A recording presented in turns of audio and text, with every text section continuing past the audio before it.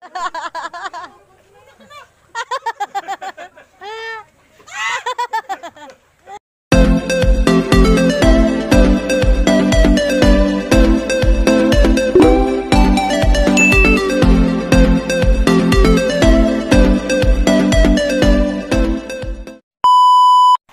ayan, for today's video po ay papunta po kami sa kapatid ng aking lolo. Doon po sa resettlement. Nandito po kami sa Labo, Camarines Norte. Ayan, sobrang ganda noong panahon. Mainit siya. At yung bundok na yan po na nakikita nyo, ayan yung bundok Bagakay. Ayan po, malawak po yung palayan. And malapit na rin siya, maani. Nagbubunga na rin yung mga palay, pero hindi po sa amin yan.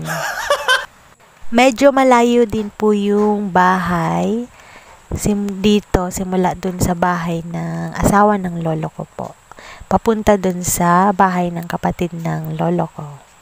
Pero mas maganda po maglakad kapag lalo na marami kayo magkakasama. And maganda naman po yung daan dito kasi matagal na pong naayos. Dito na kami, tatawid kami ng tulay, na kahoy. Diyan daw pala yung ahas.